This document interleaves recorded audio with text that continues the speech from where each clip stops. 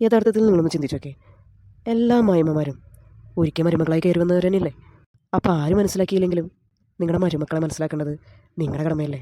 ഭാര്യയുടെ ഭാഗത്താണ് ശരിയെന്നുണ്ടെങ്കിലും മറുഭാഗത്ത് തൻ്റെ അമ്മയായതുകൊണ്ട് മിണ്ടാതെ എല്ലാ സന്ദർഭങ്ങളിലും സഹിച്ചും ക്ഷമിച്ചും നിൽക്കേണ്ടി വരുന്ന നിങ്ങളുടെ മക്കളെ പറ്റിയിട്ട് ഒന്ന് ചിന്തിച്ച് നോക്കിയിട്ടുണ്ടോ?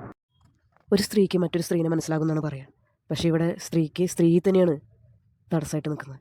സ്വന്തം വീടും വീട്ടുകാരെയും നാടും ഒക്കെ വിട്ട് നിങ്ങളുടെ മകനെ വിശ്വസിച്ച് നിങ്ങളുടെ കുടുംബത്തിലേക്ക് കയറി വന്ന മരുമക്കൾക്ക് ഒരുപാട് മാനസിക വിഷമങ്ങളുണ്ടാവും.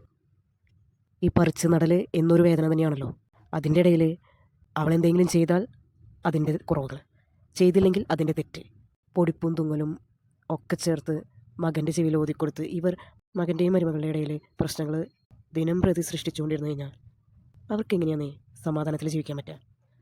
ഇതെല്ലാം അമ്മയ്ക്ക് എന്നോടുള്ള സ്നേഹമാണെന്ന് എന്തിനും ഏതിനും ന്യായീകരിക്കുന്ന ആൺമക്കളെ നിങ്ങളോട് എനിക്കൊന്നേ പറയാനുള്ളൂ. എത്ര നാൾ നിങ്ങളൊക്കെ ഇരുട്ടുകൊണ്ട് ഓട്ടയടയ്ക്കും?